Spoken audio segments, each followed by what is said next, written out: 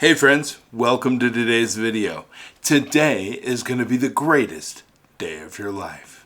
You know, you don't owe anyone an explanation about your life because ultimately you are the one living it. You know, your choices, your experiences, decisions are all yours to make and yours alone. You know, while it's natural to share parts of your life with other people, especially those that are close to you, you're not obligated to justify your actions or circumstances to anyone who demands an explanation. Your life is your own journey, and you have the right to maintain boundaries and privacy as you see fit. Now, today I'd like to give you some insights that will help you in not just asserting your boundaries, but also in fostering healthy relationships. So let's jump right in. Your personal boundaries. Keep in mind that one of the most essential elements of self-care is setting and maintaining personal boundaries. We often feel the need to justify these boundaries to others, especially if they're being challenged. But it's important to remember that you don't owe anyone an explanation for wanting to protect your space, time, energy, or peace of mind. And as a mindfulness advocate, I've found that respecting our own boundaries is a vital part of living in the present moment. It enables you to cultivate a sense of inner calm and focus on what truly matters. Your personal boundaries are not up for debate. You don't need to offer an explanation or an apology for them. They are your right and a crucial part of your mental and emotional well-being. So when you feel compelled to explain your boundaries, remind yourself that they are valid, important, no matter what anyone else may say or think. Now, your life choices, this is another big one. The decisions we make about our own lives can often come under scrutiny. Whether it's your career path, your lifestyle, or your relationship status, people seem to always have an opinion. And there's the thing, you don't owe anyone an explanation for your life choices. They're yours to make and yours alone. I've often turned to the words of Thich Nhat Hanh, a renowned Buddhist monk and mindfulness expert, who once said, "People have a hard time letting go of their suffering. Out of fear of the unknown, they prefer suffering that is familiar." There's a little bit of truth there, right? But in essence, we sometimes hold on to the need to explain ourselves out of fear. Fear of judgment, fear of non-acceptance. But I'm going to tell you what, in doing so, you're choosing familiar suffering over potential freedom. So let go of your fear. Embrace your choices and remember that they don't need validation from anyone but you. They are a reflection of you. And you are enough as you are. And then your past. Think about this. Our past is a part of us. It does shape who we are today, but it does not define us. We all have chapters in our lives that we'd rather keep closed, moments we regret, or things we simply wish to move on from. But you don't owe anyone an explanation for your past. I want to tell you, Buddhism, which I look into from time to time, teaches some beautiful things about life and the fact that it's ever-changing and impermanent. And it's important to understand that while we can't change our past, we can change how we react to it. We can choose to learn from it and let it guide us on our path forward. No matter how hard the past, you can always begin again. It's 100% true. And letting go of the need to explain or justify the past is part of acceptance and renewal for yourself. So the next time somebody wants to dig, give them a shovel, but don't help. Live in the present moment, embrace the lessons learned, and move forward without being tethered to the need for validation or understanding from others about your past. It's yours and yours alone. If you want to keep it in the past, that's exactly where it needs to stay. 100%. Because you know what? It doesn't matter what happened in the past. What happened in the past is not a direct indicator of results that you're going to get in the future. As you change things and make some differences and approach things from a different manner, you're going to get different results and have a much better life, a totally different life. And you can leave that port behind as you sail out into your future, because that's where we live in the present, moving towards a better future.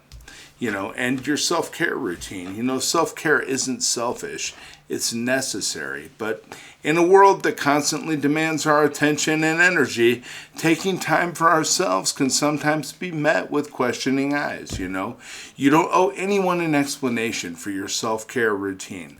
I want you to know there is importance in being present with yourself and acknowledging your needs and addressing them. Whether it's taking a quiet walk in nature, meditating, or simply curling up with a good book. These moments of solitude and self-nourishment are 100% crucial for you. And there's often a sense of guilt associated with self-care that I think many people feel. They feel as if they need to justify why they're indulging themselves. Remember this. You're not being indulgent, you're being mindful. You're recognizing you have needs and you're addressing them. You're valuing yourself and your well-being. And that's something you don't need to justify to or explain to anyone. Self-care is an act of self-love, and it's integral to living mindfully and authentically. 100%.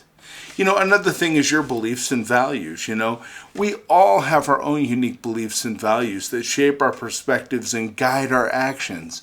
And sometimes these may not align with those of the people around us. And that's perfectly okay. You see, you don't owe anyone an explanation for your beliefs or values. In fact, there's a book that I love to read. It's called The Hidden Secrets of Buddhism: How to Live with Maximum Impact and Minimum Ego. And it delves into the importance of embracing our individuality and living authenticity without seeking external validation. You see, your beliefs and values are part of your identity. They form the foundation of your character, and you don't need to justify that to anyone. At the end of the day, what truly matters is that you're at peace with your beliefs and values, that you're at peace with them. They're your beliefs. They're your values. They are valid no matter what anyone else may think or say. All right? 100% valid. While we're working together on our journey to self-improvement, this is the thing. Every time I see people trying to improve themselves, I always see some naysayers to the side that are always like, because anytime you change, you're changing, but it's not you that needs to accept the change. You're acting differently. Your behavior may be different, so the people around you need to accept the new you. And that isn't always easy to do, because self-improvement is a personal journey. It's about growing and learning and evolving at your own pace and in your own way. You don't owe anyone an explanation for your journey to self-improvement. I got to tell you what, your journey is yours. It might be slow and steady or filled with leaps and bounds. You might take detours or hit roadblocks, but it's your path to walk. Never feel like you have to justify your pace or methods of self-improvement. Every step you take, no matter how small, is a step towards becoming the best version of yourself. And that's something you should be proud of, not something you need to explain or defend to anyone else. Also mental health. We all have our good days and our bad days, and there are also times when we feel on top of the world and times when we feel like we're sinking. You don't owe anyone an explanation for your emotional state. You don't. Emotions arise at the place where the mind and the body meet. And if you're having a rough day you're not your usual self, you don't need to justify it to anyone. Similarly, if you're feeling on top of the world and want to express your happiness, you don't need to explain why. Your emotions are yours. They're raw, they're real, and they're part of who you are. You don't need to apologize for them or explain them away. It's okay to feel the way you feel. It is okay to feel the way that you feel. It's okay to feel the way you feel, and remember that it's okay not to be okay all the time. I'm going to say that one more time. This is super important, and people need to understand this. Your emotions are yours. They are raw, they're real, and they are part of who you are. You don't need to apologize for them or explain them away. It is perfectly okay to feel what you feel. Remember that it's okay not to be okay all the time. That's 100% true. And if you ever need help, reach out, ask for help, either from a loved one or a qualified professional. There's so much assistance out there today. A lot of it's free online, but it's okay to be you. It's okay to feel the way you feel.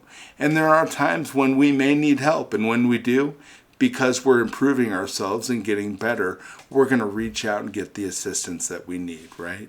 And I'll tell you what, you are truly amazing just the way you are. You know, and in a society that often equates being alone with being lonely, choosing solitude can seem counterintuitive. It's 100% the truth. You know what? Sometimes I like to be alone. I don't always like to be surrounded by a crowd of people. I don't always like to be asked questions all day long. Sometimes I just like to sit and read a book and be left alone.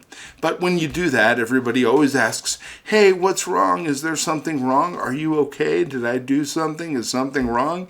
And in your mind, you just want to say, no, I just want to be alone for a minute. Just read a book. Can you just leave me alone for a second? You know, solitude can be empowering. And you don't owe anyone an explanation for seeking solitude. You know, as we speak of mindfulness on this channel, I often encourage you to embrace solitude as a chance to reflect, recharge, and reconnect with yourself. You know, it's time to let go of external distractions and focus on your inner world. And contrary to popular belief, seeking solitude doesn't mean that you're antisocial or that there's something wrong with you. It simply means that you value your own company and understand the importance of spending time with yourself. That's perfectly okay. You know, maybe you want to take a solo trip or spend the weekend at home or simply enjoy a quiet cup of coffee by yourself. Or do what Doug does, sit on the couch with a blanket and a pillow and read an amazing book. You know, you don't have to explain your need for solitude to anyone. It's your time. It's how you choose to spend it. And how you choose to spend your time is entirely up to you. You know, and navigating social expectations and judgments can be a tricky dance, I get that. But remember, you have the power to choose which aspects of your life require an explanation and which ones don't. You know, what I've pointed out here is not exhaustive, but I wanted to get you thinking, you know, and offer a good start to understanding that your life is yours and you don't have to explain it to anyone. And you know, it's really interesting because you owe it to yourself to live the life you want to live on your own terms. I want you to stand firm in your autonomy and embrace the freedom that comes with it. After all, you know, you're the author of your life story, and it's up to you how it's written. And you know what? I believe in you. And I just want you to be the best you that you can be. And understanding that you are empowered. You have the ability to choose and decide what's right for you.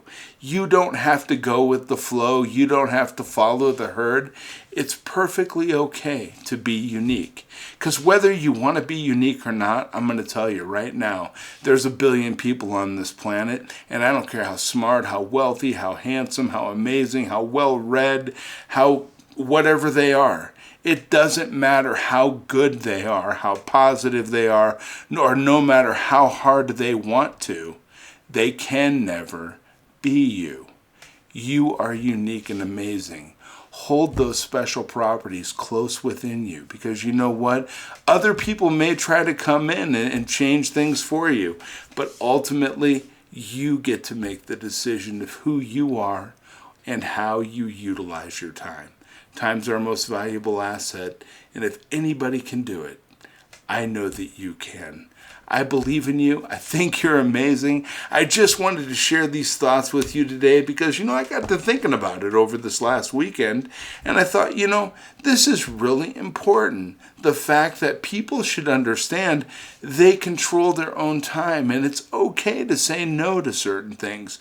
We don't always have to say yes. I know that's being a nice person, but we should have the self-control that allows us to control the aspects of our life that are most important. And a lot of that revolves around our personal time and the things that we say no and yes to, and how we explain or don't explain ourselves to others. And in my opinion, you don't owe anybody an explanation. I mean, really, only person you're accountable to is yourself.